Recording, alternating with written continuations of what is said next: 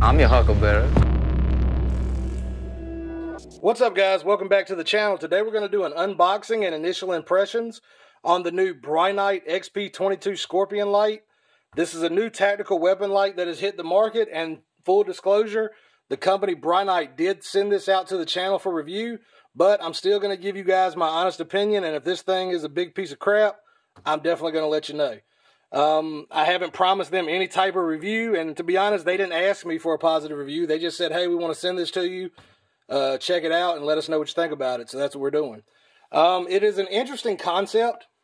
As you can see, it's a dual head gun light that mounts on top of your rail. And I'm not quite sure which gun I'm going to try this on yet, but I do have a few candidates in mind. So let's go ahead and get this thing open and see what it looks like and see, what the material feels like and if it's charged and what all the different features are.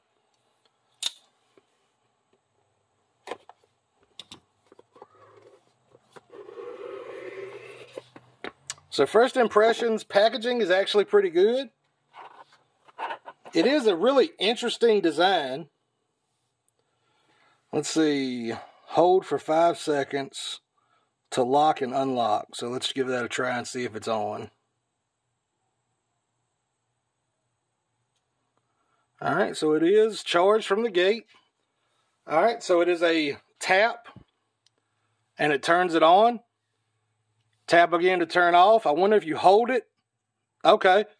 And if you hold it, you get momentary. So that's kind of interesting. I do like that. Material feels pretty good.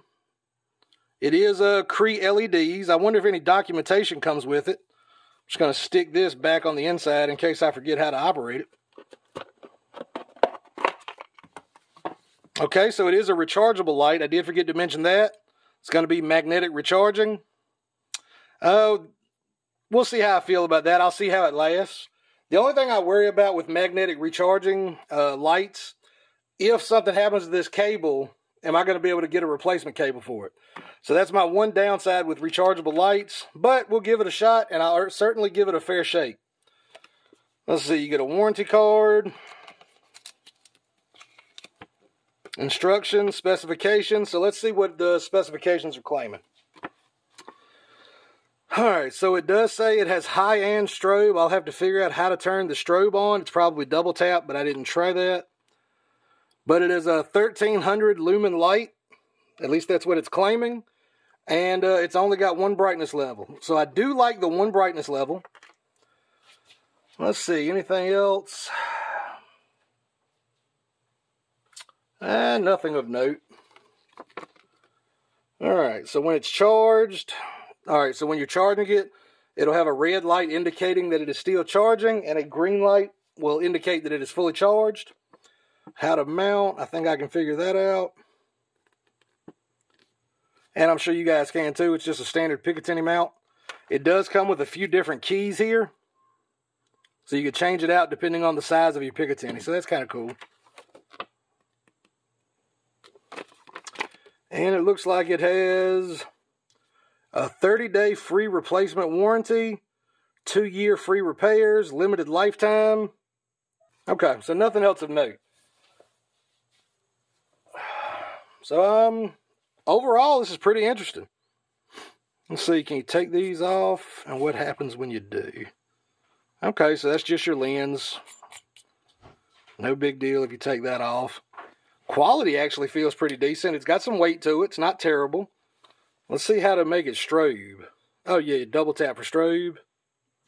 And double tap for permanent strobe. I gotta say I'm actually kind of intrigued. It is an interesting design. Let's pick a gun to mount it on and see how it looks. Alright guys, so here we are with the light installed on a rifle, or a pistol in this case. This is my 10.5-inch Poverty Pony build. A few things I noted while doing the installation. So for one, if you have a really short handguard, I don't think this light is going to be for you, especially if you're going to run iron sights. This would be a better application for a longer handguard, maybe even a 16-inch rifle. But I do find that this one is usable on a 10.5-inch with the fold-up sights. It does mount behind the sights. It mounts at the same height as the sights. See if you can see that there. And I tend to grip mine about back here anyway, but if you're somebody that grips far forward, it's probably not going to be for you. Now, one downside, so I'll say that's partially a downside because depending on your application and where you are able to mount this may not really be practical. But the light does seem to be working really well so far. Now, one thing I don't like across the board, and I don't care where you mount it, the activation switch, once it's actually installed, I wish it were either a full button back here, because you got these edges. See if I can make that clear. And when you go to activate it, that corner right there is kind of sharp. And it is a bit, you know, I just feel like that's something that could be refined a little bit if they make another version of this. Something else I'd like the company to consider is possibly having a light that mounts up here like this. That's kind of cool. But being able to move a pressure pad somewhere else would be absolutely awesome as well. If you tried to mount this on the bottom, the activation switch would be really weird, so I don't know if I would recommend that. But overall, it's definitely an interesting look. I don't think I've ever seen a light like this. But that is what it looks like mounted on a rifle. It actually doesn't look that bad. I just wish that the activation switch was the entire tail cap here. It's not hard to activate, but that sharp corner there definitely leaves a little to be desired as far as ergonomics. But that's all I have to say about that, guys. Let's go ahead and when it gets dark outside, I'll take this thing outside, show you what the light looks like. I'll see you guys in a moment. All right, guys, so here we are out here at the range. Let's go ahead and see how this light looks at 25 yards. Okay, it's honestly way brighter than I expected. There we are at 7 yards, 25. You can see those 3 there in the distance. That's 75. And then those 2 way out there, 100 yards. So this light actually illuminates pretty well.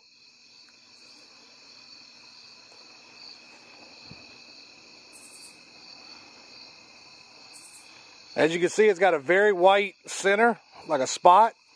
And then the flood itself is actually quite impressive as well. Let's check the strobe. There we go. All right, so there's the strobe.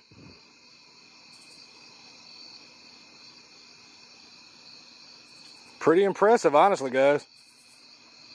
All right, so there's the light demonstration. See you guys back at the tabletop for my final thoughts. All right, guys, so you just saw footage from the range where we went out there and we demonstrated. This light really does do a great job illuminating targets out to 100 yards. It actually performs better than what you can see on camera because my camera really doesn't do justice picking up low limited light situations. But you're just going to have to take my word for it. This thing is ridiculously bright. There are a few caveats I would like to say, and I feel like I may have touched on them a few times in the video. I wish that the tail cap, the activation, was a little more refined. And what I mean by that is, I wish that the activation switch was a little more proud maybe, because with this edge here, when you go to activate it, it is rather aggressive and sharp and kind of digs into your thumb. That is a minor pet peeve, I understand. But it is a, you know, it's a pet peeve. It's something that I wish was a little better, and hopefully the company will see this and take that as constructive criticism and understand that I'm not trying to hate on the company or the product. I actually think it's pretty cool, and I like it when companies take chances and, you know, build innovative things. I've never seen a light like this, so that is pretty cool. But I think something with maybe a larger touchpad would be better, especially due to the way this thing mounts. Like if the touchpad was right on top of it, that would be perfect. It's just, you know, it's unfortunate that on something like this, on this application where you have a 10-inch handguard, if you're running iron sights, you are going to have to kind of bring your grip back a little bit. So I know some of you guys like to grip all the way out at the end. Most of the time I do too. But using something like this is going to definitely require you to bring that hand grip back a little bit so you can activate that light switch. That's really my only pet peeve with it so far though, guys. I'm really liking it overall. Really was impressed by the performance out there at the range, and I think it did a great job illuminating the range, and certainly seeing those targets out to 100 yards was great. But this tail cap, I don't know, that bugs me a little bit. I just wish it maybe had a larger activation switch or pressure pad, maybe somewhere up here toward the middle. That would be really cool. I'm sure there's some design feature I'm not considering, and there's a reason they put it back here. But I just think that's a really small activation cap for this application. Now, if you're going to run this on a 16-inch rifle with like a 14-inch, 13-inch handguard, that would be perfect because you could still get that longer length of pull on your forward hand and still be able to activate that. I just don't have a rifle like that I need a light on right now. So for that reason, I ran it on this one. But I'm going to keep testing it, guys. We'll see how it holds up. My only other real concern with it is any light that has an internal battery, it worries me a little bit.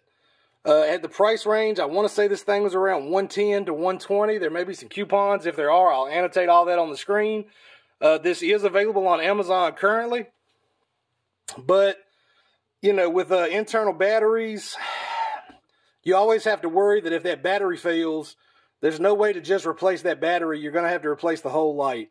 So that's also a concern. And then again, like I said earlier, with the charging cord, something goes wrong with that charging cord. How hard is it to get a replacement? They're not exactly standardized across the market. But those are my overall thoughts, guys. For right now, I think it's pretty interesting.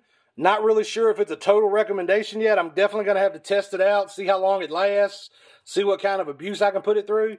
But I just wanted to show it to you guys and let you guys see it firsthand. It is an interesting design. And that's really all I got. I'll definitely make an update as I continue to test this and let you guys know what I think. But as always, thanks for checking out the video. Thanks for sticking with me for this long. If you made it to the end of the video, please leave a like, comment, and subscribe. It really does help out the channel. And as always, guys, take care of yourselves. Stay safe. Peace. I guess my overall thoughts on it, I really think it's not a bad light. Now, of course, this is just one day of kind of messing around with it.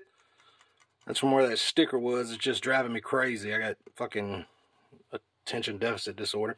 But, okay, so what was I saying?